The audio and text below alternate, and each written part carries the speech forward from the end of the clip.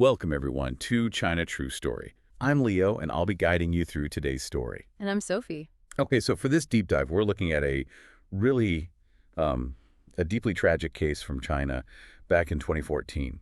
It's a story that really centers on, well, a mother's unimaginable sacrifice. Yeah, it's heartbreaking. We've pulled together various accounts, sources that detail the crime itself, the police investigation that followed, which was pretty extensive, and also the perpetrator's own confession, which is chilling. Right. So our mission today, what we want to do is walk you through the stark details of what happened, try to understand the layers of the investigation, how they pieced it together, and maybe most importantly, explore this incredible, just heartbreaking act of a mother protecting her child. And the detail from the sources that it really sticks with you is this. You have a young mother. She's alone late at night. Her little daughter is asleep nearby. An intruder breaks in. Yeah. And she makes a choice that costs her everything, her life, but it potentially saves her daughter. And her final words, apparently, to the attacker were a plea to keep quiet. Like, specifically, don't wake my daughter. Just let's get into how this unfolded. Okay. So this scene, it's Guangde, which is a county in Anhui Province, China. This is October 2014. We're talking about the home of Ding Zhaoyue. She was 28. Her husband, Mr. Zhang. He's a long-haul truck driver, so he's often away. Right, away for work. And their young daughter. So on this night, October 26th, Mr. Zhang was out on the road, driving his truck like usual. And the horror really starts early the next morning, October 27th. It's about 3 a.m.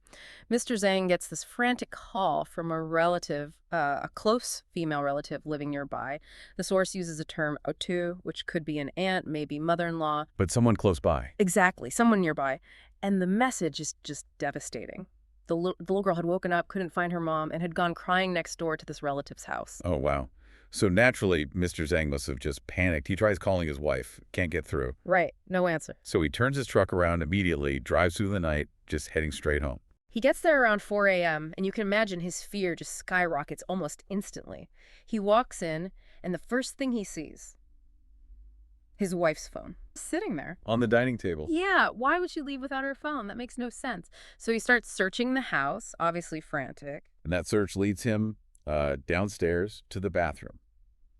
And what does he find there? Something terrible. The bathroom window is broken, and not just the glass, the anti-theft bars. They're forced, damaged. It's clear someone broke in that way. So his worst fears are being confirmed step by step. Exactly. He keeps searching downstairs, and then he opens the door to the utility room, and that's where he finds her, his wife's body. Holy hell. Naked, bloody, deceased. It's the most horrifying discovery imaginable. Unbelievable. So the police are called straight away. Immediately. They arrive, secure the scene. They quickly identify the victim as Ding Zhaoyue. Forensics comes in. They determine she likely died around 11 p.m. the night before, October 26th. And tragically, yes, she had been sexually assaulted. And initially, it looked like maybe a burglary gone wrong. That was the first thought, yeah. There was a locked drawer in that same utility room. It had been pried open, and cash was missing. So burglary seems plausible. But then there's this detail that doesn't quite add up, right? The daughter. Exactly. The daughter was home the whole time, upstairs. But she was found completely undisturbed, slept through the whole thing apparently, and there were no signs of a struggle, not in the bedroom where the mother and daughter were. So that makes the police think, okay, wait a minute. Why no struggle? Did she know the attacker? Is that why she didn't fight back? Or something else? And this is where the source offers a really interesting insight. The police didn't just dismiss the lack of struggle. They reportedly looked at the lack of resistance and the undisturbed child together. As potential evidence. As potential evidence that the mother, Ding Zhaoyue, might have chosen not to resist. That she deliberately complied with the attacker to protect her child who was right there, sleeping. Wow, so they considered her motive, her protection of her child, right from the start. It seems so. It wasn't just about the crime, but about her actions within that terrifying moment. Child safety as a factor in her response. Okay, so the initial idea might be burglary, maybe someone known, but interviews in the village, they don't really go anywhere. Right. The family was well-liked, no known enemies. They weren't rich, so it wasn't likely a big planned robbery for high stakes. Leads just dried up inside the house and with immediate neighbors. So the police have to broaden their search, look further afield. Exactly. They start meticulously searching the area outside the house. And this is where they get their first big break. The crucial turning point. What did they find? Climbing marks.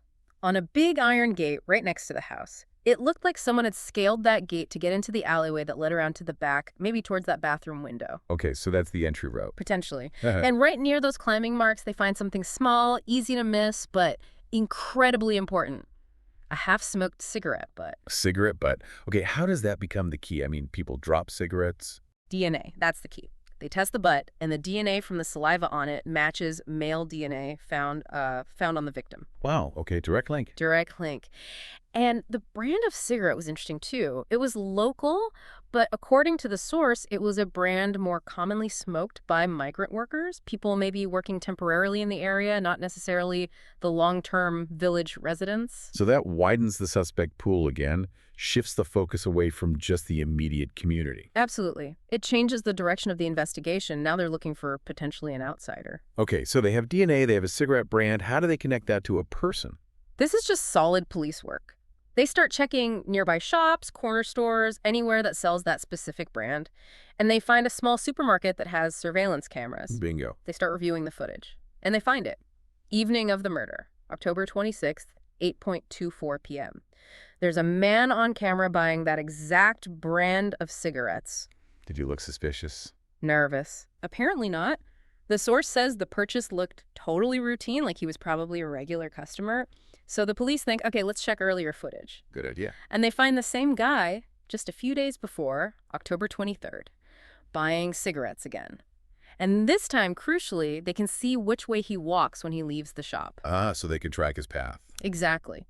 Using other street surveillance cameras, following that direction, they manage to spot him riding a motorcycle. And they get the license plate, BU1071. That's the breakthrough. That's the direct link they needed. The plate is registered to a Mr. Tang. He owns a couple of auto repair shops over in Yixing, which is in Jiangsu province nearby. Okay. Police show Mr. Tang the surveillance footage. He immediately identifies the man, says, yeah, that's my employee, Guan Hanbing. And Mr. Tang adds something else, doesn't he? Something that makes Guan Hanbing look even more suspicious. He really does. He tells the police that Guan Hanbing just up and vanished a few days ago. Didn't say goodbye, didn't give notice, and crucially, didn't collect his wages. Over 10,000 yuan. Wow, that's a lot of money to just leave behind. Especially for someone like him, an employee. Mr. Tang said it was totally out of character. It just screams that he was fleeing something, a huge red flag. So the manhunt is officially on for Guan Hanbing. They check his home address, nothing. Family says they don't know where he is. His phone's switched off.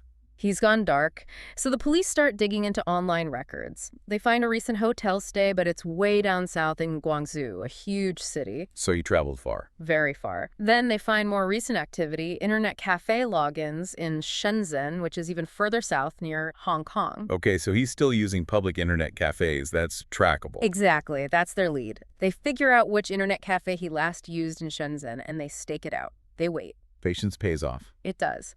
On November 11th, 2014, so this is about 2 weeks after the murder, Guan Hanbing walks back into that internet cafe. The police move in, arrest him. They transport him all the way back to Guangdong. And what happens then? Does he confess quickly? Not initially. He denies everything at first. But the police have the DNA evidence from the cigarette. They have the surveillance footage. They have his boss's statement about him fleeing. Confronted with all that, Yeah. he breaks. He confesses. He confesses. And his stated motive is it's shocking because it sounds so mundane, so disproportionate to the horror he caused. What did he say? He claimed it wasn't really planned, not revenge, not even initially about robbery, he said. He told the police it was basically an impulse, triggered because he was in a bad mood. An impulse. But wait, he checked for the truck? He climbed a gate? He broke a window? That sounds like more than just a sudden whim. And that's the really chilling contradiction in his story, isn't it? He blames impulse, but his actions involve, planning and calculation. Let's look at what he said happened. He used to work right there as an apprentice in the repair shop under Ding Zhaoyue's apartment. So he knew the family.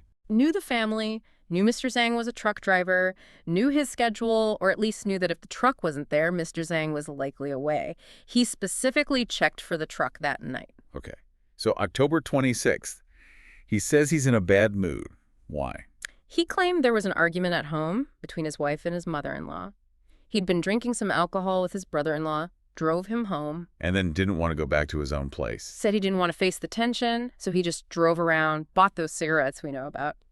And then he sees Mr. Zhang's truck isn't parked outside the apartment building. And that's when he claims the impulse hit him to break into Ding Zhaoyue's home. Just like that. Just like that, according to him. He described how he did it, climbed the gate next door, went through the alley, broke in via that bathroom window exactly as the police found. Then he went into the kitchen, grabbed a knife, Oh, God. went upstairs, found Ding Zhaoyue in the bedroom, apparently watching TV. Her daughter was asleep in the same room. Right there. Right there. He said when Ding Zhaoyue cried out, he covered her mouth. And then he threatened her. Threatened to harm her daughter if she resisted or made noise. And this is the moment. This confirms what the police suspected early on. It does. Facing that threat, the ultimate threat to her child, Ding Zhaoyue reportedly stopped resisting immediately. The source really emphasizes this. She became fully cooperative to protect her daughter. Just heartbreaking compliance. Utterly. He then forced her into a side bedroom where he sexually assaulted her. Afterwards, maybe she thought it was over, that he'd leave them alone now. But he didn't. He demanded money. Yeah. Then he demanded money. And again, she complied. She took him downstairs to the utility room, showed him the drawer where they kept some cash. He takes the money. And then he makes the final awful decision. He decided he couldn't let her live. She could identify him, she'd report him. So after taking the money, he killed her. Right there in the utility room.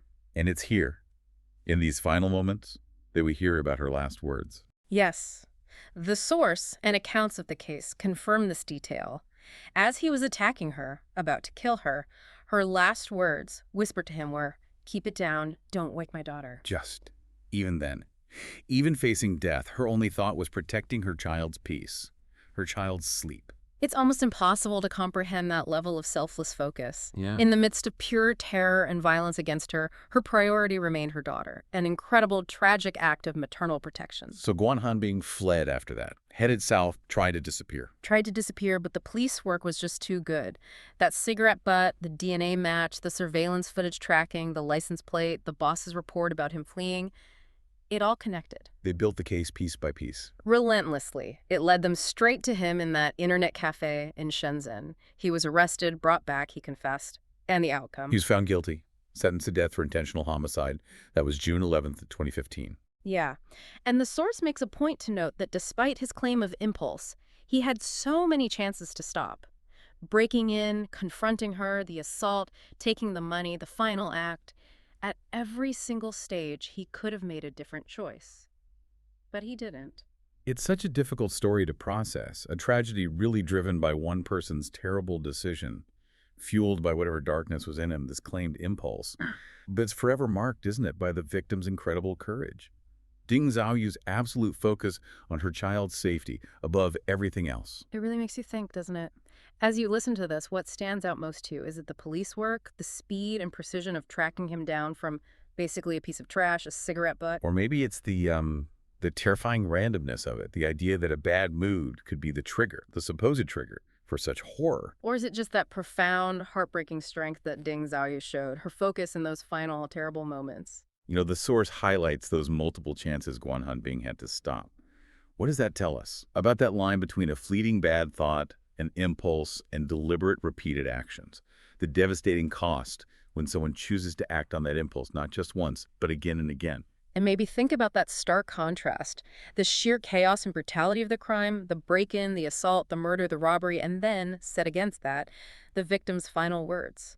A quiet, desperate plea focused only on her daughter's sleep, her daughter's peace. It's an image that really captures the essence of that selfless love, tragically shown in her very last seconds. If you found this exploration compelling, even though it was tough, please do subscribe to our channel, China True Story. We cover a whole range of topics, true crime like this, social issues, urban legends, cultural insights. Yeah, we've got more deep dives lined up, and we're already working on the next one, so definitely stay tuned. And hey, if you have your own true stories, or perhaps strange things you've come across here in China that you think would make for a good deep dive, please reach out. We'd genuinely love to hear from you. Absolutely. Your stories could be our next exploration. All right, that's all from us for this session. Goodbye for now. Goodbye, everyone.